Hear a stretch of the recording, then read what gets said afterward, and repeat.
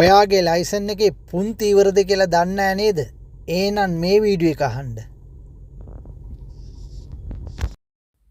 ආයිබෝන් සුබ දවසක්. බොනසේරා. විශේෂ වීඩියෝ එකක් කරන්න හිතුණා ඔයාලගේ ලයිසන් එක ගැන. මොකද ලයිසන් දැන් ගොඩක් අලුතෙන් ගන්නවා. පරණ අය ගොඩක් දෙනෙකුට ලයිසන් තියෙනවා. නමුත් ගොඩක් අය දන්නේ නැහැ තමුන්ගේ ලයිසන් එකේ පුන්තිතිය කැපිලාද නැද්ද කියලා ඉවරලා. ඉතින් ඒක කැපිලාද නැද්ද කියලා බලාගන්න මේ වීඩියෝ එක කරන්නේ. මොකද විශේෂයෙන්ම මේ වීඩියෝ එක කරන්න මට අවස්ථාව ලැබුණේ දවසක් කියන්නේ දැන් සතියකට ඉස්සෙල්ලා මේ අපි යාළුවෝ කට්ටියක් එක්ක කතා කර ඉද්දි එතනට අමුත් එක්ක ආවා. ලංකාවේ කෙනෙක්. අඳුරන්නේ නැති කෙනෙක්. එයා කියපු කතාවක් ඉඳන් මොකද එයාව මේ වාහනේ එලවගෙන යද්දි පොලිසියෙන් හිටවලා එයාගේ ඩොකියුමන්ට් චෙක් කරලා ලයිසන් එකයි කාර් එකේ පොතයි පර්මිෂන් සෝජන් එකයි චෙක් කරන්නේ.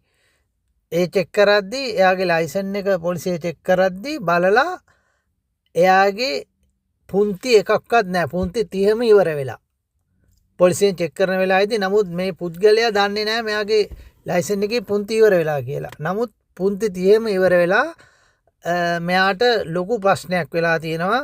ලොකු ප්‍රශ්නයක් වෙලා තියෙනවා කියන්නේ ඒ වෙලාවෙම මෙයාට යූරෝ 1500ක ලොකු දඩයක් ගහලා තියෙනවා.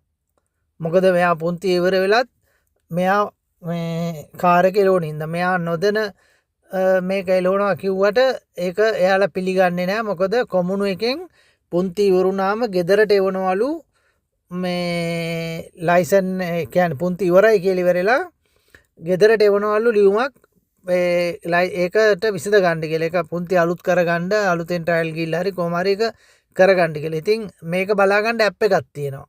ඒ ගැන තමයි අපි කතා කරන්න යන්නේ. නමුත් එයාට යූරෝ 1500ක් විතරක් නෙමෙයි දඩේ ගහලා තින්නේ.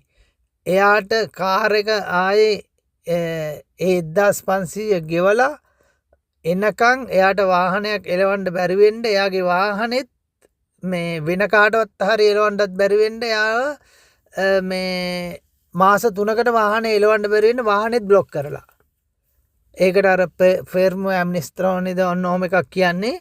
එහෙම මේ ඒ වාහනේත් බ්ලොක් කරලා. එයාට වාහනේ එයාගේ වාහනේ එයාට එලවන්නත් බෑ. ඊට පස්සේ වෙනින් කාටවත් එලවන්නත් බෑ. එයාට දැන් ලයිසන් එකක් නැහැ. යූරෝ 1500ක් දඩෙත් ගහලා. ඉතින් ලොකු අකරතැබ්බයකට මෙයා වෙලා ඉන්නවා. ඊට පස්සේ එතනින් අනිත් අයත් බය වුණා ලයිසන් තියනවා යකෝ කොහමද එතකොට දැන් අපේත් පුන්ති ඉවරලාද දන්නේ නැහනේ. අපේ පුන්ති ඉවරලාද දන්නේ නැහැ හින්දා ඉවරලා මේ ඒ ගැන කතා වෙද්දී එතන හිටපු වෙනින් එක්කෙනෙක් කිව්වා ඒකට ඇප් එකක් තියෙනවනේ මේ ඇප් එකෙන් මේක බලා ගන්න පුළුවන් කියලා. ඊට පස්සේ ඒ සිද්ධියට මුහුණ දෙන කෙනාගෙන් ඒ ඇප් එක නම ඉල්ලපුවාම එයා ඒක කියන්න කැමති වුණේ නැහැ අනිත් අයට. ඉතින් එහෙම තමයි. ඊට පස්සේ කොහොම හරි මට හිතුණා මේ ඇප් එක ගැන ඔයාලව දැනුවත් කරන්න ඕනේ කියලා. මොකද නැත්තම් ඔයාලා දන්නේ ඔයාලා වාහනේ එලවනවා ඔයාලගේ පුන්ති කැපිලා එක්කෝ දඩකොළ ඇවිල්ලා පුන්ති කැපිලා එහෙම නැත්නම් වෙනත් වරදක් වෙලා පුන්ති කැපිලා එක එක හේතු වලට පුන්ති කැපෙනවනේ. රෙඩ් ලයිට් එක පත් වෙලා ගිහිල්ලා පුන්ති කැපිලා බීලා එලවලා පුන්ති කැපිලා එක එක විදියට එනවා පුන්ති 30 කැපිලා යනවා. ඒ කියන්නේ ලකුණු 30 කැපිලා යනවා. ඒකින්ද මේක බලා ගන්න හරි ලේසි. කිසිම ප්‍රශ්නයක් නැහැ. මේක බලා ගන්න ඇප් එකක් තියෙනවා. ඒ ඇප් එකේ නම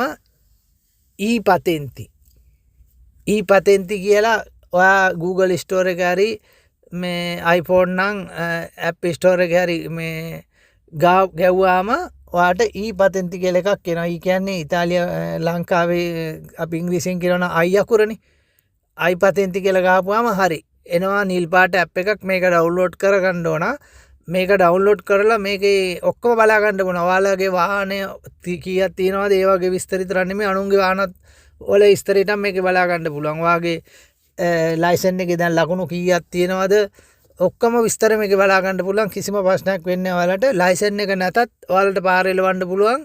මේ ඇප් එක දාගත්තට පස්සේ ඒ ඇප් එක පොලිසියට වෙන්නපුවාම ප්‍රශ්න ඉවරයි. මේක හැබැයි ඩවුන්ලෝඩ් කරගෙන මේක මේ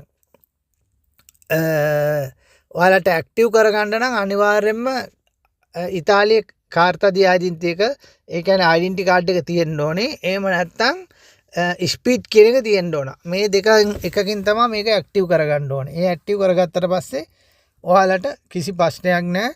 ඔයාලගේ ලකුණු කැපිලා ඇති කියලා සියලු විස්තර බලා ගන්න පුළුවන්. එහෙනම් සියලු දෙනාටම ජය වේවා.